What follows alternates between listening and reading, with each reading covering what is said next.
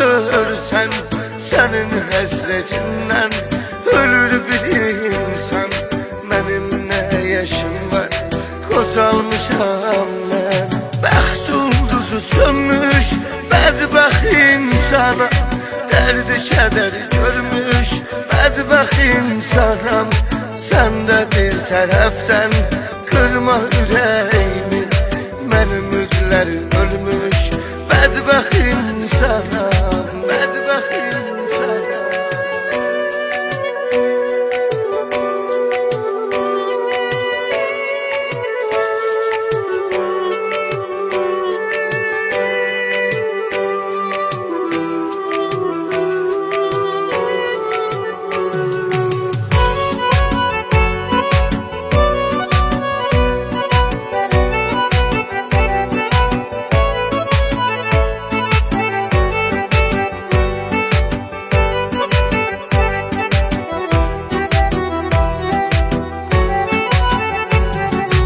Əğyər arzularına yetti əzizim, sevgimizin qatarı getdi əzizim.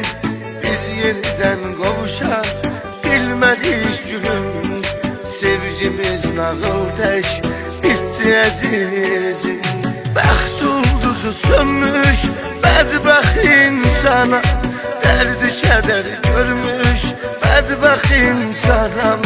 Sen de bir taraftan kırma yüreğimi, ben ümidler ölmüş bədbəxt insanam, bədbəxt insanam.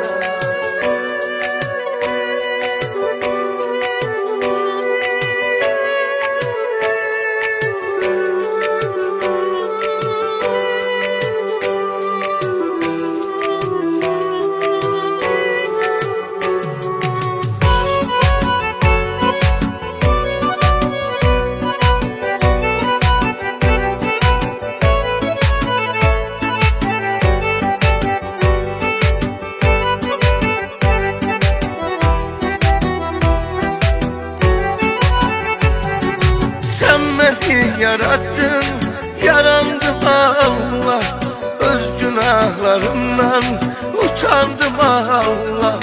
Ne olar al canımı, canım kurtarsın, bezdim bu canımdan, usandım Allah. Bəxt ulduzu sönmüş bədbəxt insana, derdi keder görmüş bədbəxt insanam. Sen de bir taraftan kırma yüreğimi,